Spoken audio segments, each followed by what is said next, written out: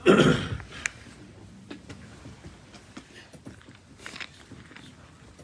اللہ الرحمن الرحیم۔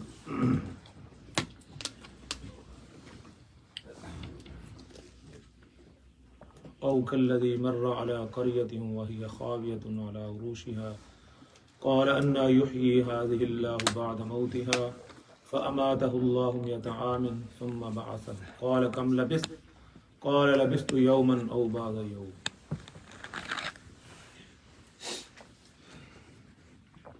قرآن حکیم کے اندر جو مرکزی مضامین بیان ہوئے ہیں ان میں تین کو بڑی اہمیت اور مرکزیت حاصل ہے۔ وہ تین کون سے مضمون ہیں؟ اللہ کی توحید، اور دوسرے نمبر ہے رسالت، اور تیسرے نمبر پر ہے قیامت۔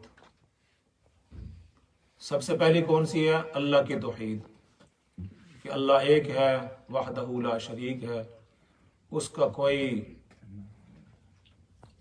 کوئی شریک نہیں ہے، اور اس پر جتنے بھی انبیاء دنیا کے اندر تشریف لائے وہ سب نے توحید کی ہی دعوت دی۔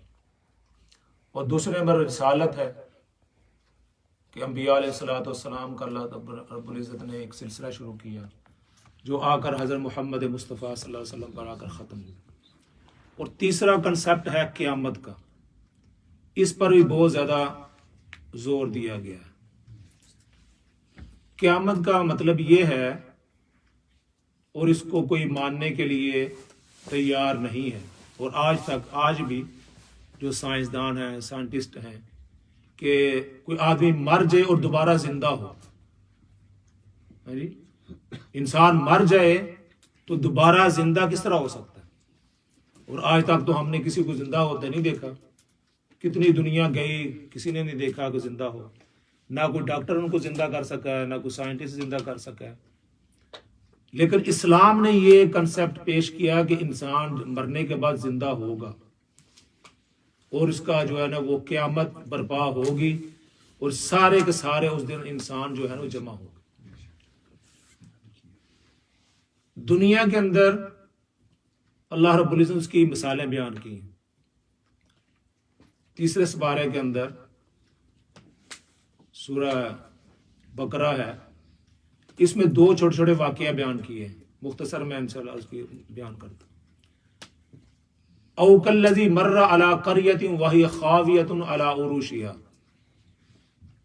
حضرت عزیر علیہ السلام اللہ کے پیغمبر تھے، وہ ایک بستی سے گزرے، علی قریۃ وہی خاویۃ علی عروشها، دیکھا کہ وہ بستی جو ہے، وہ شہر جو ہے، سٹی جو ہے، بالکل ویران ہے، ٹوٹی پھوٹی۔ پہلے وہاں آبادی تھی، لیکن کوئی جنگ و جدال کی وجہ سے وہ بالکل ملیا میٹ ہو گئی۔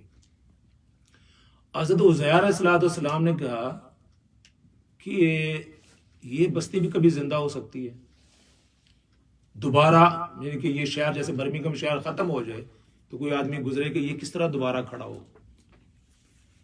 فَأَمَاتَهُ اللَّهُ مِئَةَ عَامٍ، حضرت عزیر علیہ السلام کو اللہ رب العزت نے اسی جگہ پر وفات دے دی۔ فَأَمَاتَهُ اللَّهُ، اللہ تعالیٰ نے ان کو وہیں پر ان کو مار دیا، وفات دے دی۔ کتنا عرصہ؟ 100 عام، 100 سال تک۔ حضرت عزیر علیہ السلام 100 سال تک وہاں وفات پا گئے۔ ثم بعثہ، تو جب 100 سال کے بعد ان کو وہاں سے اٹھایا تو قال کم لبثت، تو اللہ رب العزت پوچھا کہ آپ کتنے سال یہاں سوئے ہیں، کتنے سال آپ اب وفات ہوئے؟ بعضاً او کم لبثت قال لبثت یوما او بعض یوم، ایک دن یا ایک دن سے بھی کم کا اس وقت۔ 100 سال تک وہ پڑے رہے، ان کی وفات ہوئی، لیکن جب 100 سال کے بعد اللہ نے ان کو زندہ کیا تو انہوں نے کہا کہ میں ایک دن یا ایک دن سے بھی کم جو ہے نا میری وفات ہوئی ہے، میں دے۔ قال فانظر الی طعامک، ان کے پاس کھانا بھی تھا، اور پینے کا سامان بھی تھا اور ایک ان کا گدھا بھی تھا. تو اللہ رب العزت نے فرمایا فانظر الی طعامک، آپ اپنے کھانے کو دیکھیں، وشرابک، اور اپنی پینے کے جو پانی ہے اس کو دیکھیں، لم یتسنہ، اس کے اندر کوئی تغیر نہیں ہوا. 100 سال تک جو ان کی روٹی تھی، ان کا کھانا تھا، وہ بالکل صحیح سلامت وہاں پڑا ہوا تھا، اس کے اندر کوئی تغیر و تبدل نہیں ہوا. وانظر الی حمارک،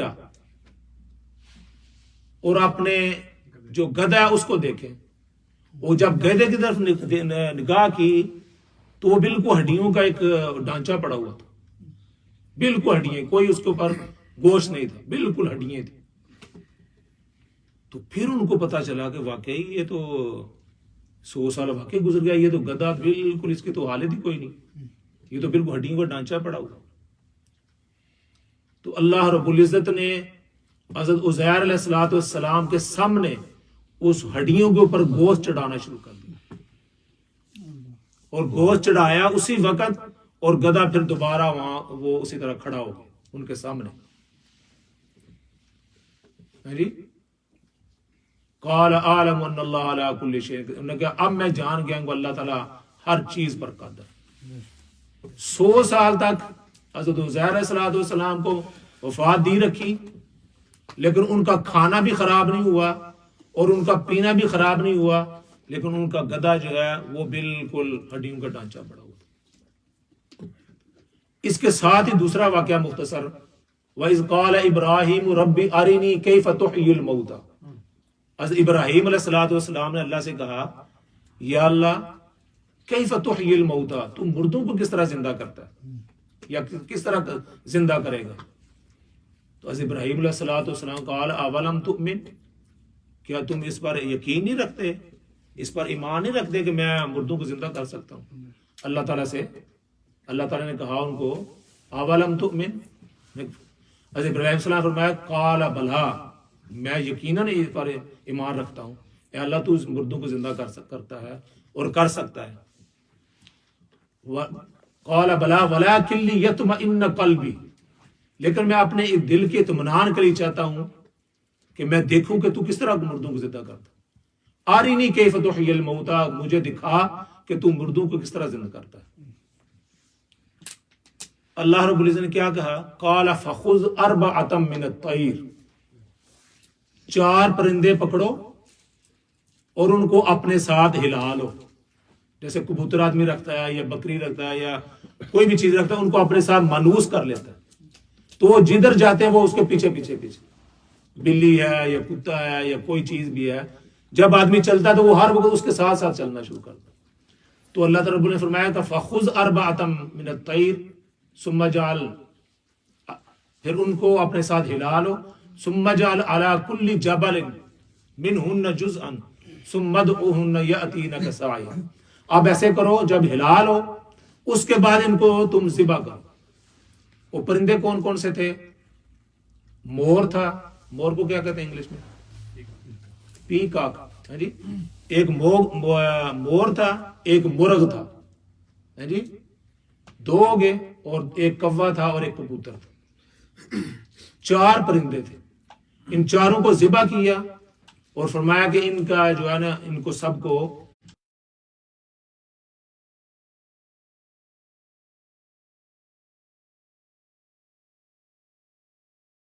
اور حضرت ابراہیم علیہ السلام نے دیکھا کہ وہ پرندے اڑ کر حضرت ابراہیم علیہ السلام کے پاس آئے.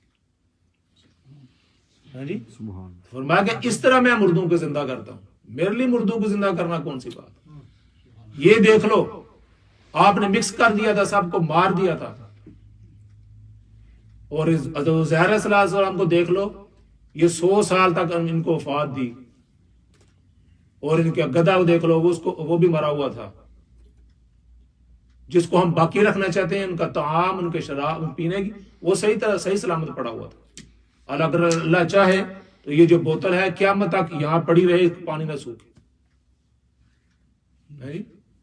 اور جس کو مارنا چاہے وہ مار کے وہ دوبارہ اس کو زندہ. ہمارے لیے کون سی چیز مشکل ہے؟ تو فرمایا کہ یہ دنیا کے اندر یہ مثالیں آپ کے پاس موجود ہیں قیامت کا روز ہم ایک دفعہ کن کہیں گے، سارے اپنی اپنی قبروں سے کھڑے ہو جائیں گے. ایک ہمارے لیے ایک کہنا کہ سب کھڑے ہو جاؤ، سارے اسی طرح واپس کھڑے ہو جائیں. اور قیامت کا کنسپٹ کیوں دیا ہے؟ اس دنیا کے اندر بے شمار لوگ ہیں جو مظلوم ہیں، ان کو انصاف نہیں ملا. کئی لوگ کہتے ہیں یار اللہ مجھے کوئی انصاف نہیں ملا، اللہ قیامت والے دن مجھے انصاف. تو قیامت اس لیے قائم ہوگی تاکہ جو مظلوم ہے، جو کہے مجھے دنیا کے اندر انصاف نہیں ملا، اللہ تعالیٰ اس کو وہاں انصاف دیں گے. کس طرح کا انصاف دیں گے؟ فرمایا کہ اگر بے سینگ بکری نے سینگ والی بکری نے بے سینگ بکری کو مارا ہوگا تو اس کا بھی اس کو بدلہ دیا جائے. اور فرمایا جو پلاٹوں پر، مکانوں پر، زمینوں پر قبضہ کرتے ہیں، جتنی جگہ پر قبضہ کیا ہوگا، فرمایا 7 زمین، ایک پلاٹ جو اوپر نظر آ رہا ہے اس پر قبضہ کیا نا، اس کے نیچے بھی 7 زمینیں ہیں. فرمایا یہ ساری زمینیں نکال کر اس کے گلے کے اندر توک بنا کر ڈال دیا جائے. یہ لو تمہیں پلاٹ کا بڑا شوق تھا، ہاں جی، یہ ایک پلاٹ کے لیے تم نے یہ اتنا فساد مچایا ہوا تھا، تو یہ 7 زمینوں کا جو توک بنا کر فرمایا اس کے گلے میں ڈال دیا. تو یہ قیامت کا کنسپٹ اس لیے دیا تاکہ وہاں مظلوموں کو انصاف مل سکے، اور جنہوں نے اچھے کام کیے وہاں ان کو ریوارڈ مل سکے.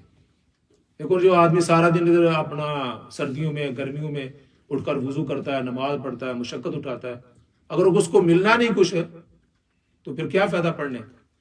تو یہ ریوارڈ کے لیے وہ ایک سرمنی ہوگی قیامت والے دن، جس اچھے کام کیے ہوں گے ان کو جو ٹرافیاں ملیں گی، انعامات ملیں گے. حفاظ کو ٹرافی ملے گی، ان کے والدین کو تاج بنائے جائیں گے. حفاظ کو کہا جائے گا قرآن پڑھتے جاؤ، اور جہاں قرآن ختم ہوگا وہاں تمہارا مقام.